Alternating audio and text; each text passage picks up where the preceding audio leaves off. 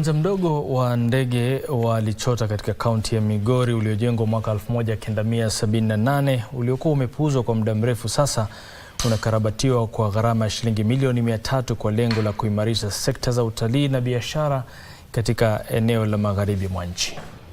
Kwa miongo mingi wasafiri wamevumilia muundo msingi duni wa huduma chache, na inakadiriwa kwamba kufikia mwisho wa mwaka huu uwanja huo mdogo wa ndege utakuwa mapito ya kisasa yanaweza kuwashughulikia wasafiri 500,000 kwa mwaka. Kufuatia ukarabati huo unaotarajiwa kukamilika mwezi Disemba, barabara ya ndege itaongezwa kutoka kilomita 1.8 hadi 2 na kuimarisha eneo la wasafiri.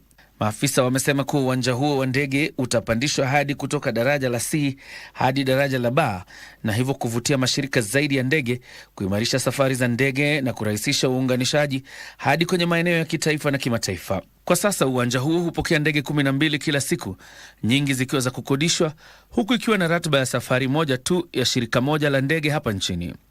Utakapokamilika, safari za ndege zinatarajiwa kuongezeka pakubwa, huku ukifungua eneo la magharibi mwa nchi kwa wageni na biashara zaidi. Wadau wa utalii wana matumaini makubwa. Uwanja huo utakaokarabatiwa utawahudumia wasafiri wanaoelea kwenye mbuga za Masai Mara, Serengeti na eneo la Turadhi la dunia la shirika la UNESCO la Thimlich Ohinga katika kaunti ya Migori. This is a terminal expected to handle up to 500,000 passengers per annum. This airstrip experiences a lot of movement, mostly tourist movement. The season is coming, and due to inconveniences, the government saw it wise to invest here to bring up this airport to the standard. It will be moved now from Class C to Class B. Utarahisisha safari za kuelekea Kisumu, Kisii na Homa Bay, huku ukiunganisha Kenya na Tanzania ili kuimarisha biashara baina ya nchi hizi mbili.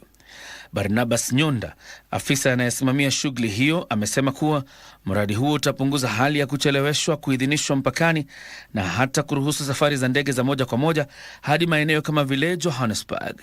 The terminal being done here is an international terminal. It will be able to curb the transition of passengers between Mara, Migori to the border and Serengeti, so that we can reduce the road traffic from here to the border for clearance, so that passengers can come from here, they be cleared here, and then they move to Tanzania neighboring or even to Uganda. Alisema kuwa uwanja huo unakarabatiwa baada ya kupuuzwa kwa miaka mingi, wakati ambapo hata ulikosa eneo la kukaliwa na wageni. Yamkini wafanyakazi 100 wanatekeleza mradi huo, na hivyo basi kuleta fursa za kuwawezesha kiuchumi. I've started building technology diploma under NYS Engineering Institute, Nairobi. I've graduated 2024. This is my second year in the practical field. I'm trying to improve on each and every day on whatever I learned in class and the practical skills I'm gaining here.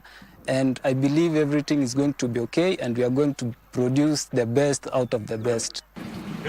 Nilifanya nikuje kufanya kazi, nilikuwa na changamoto kwa nyumba.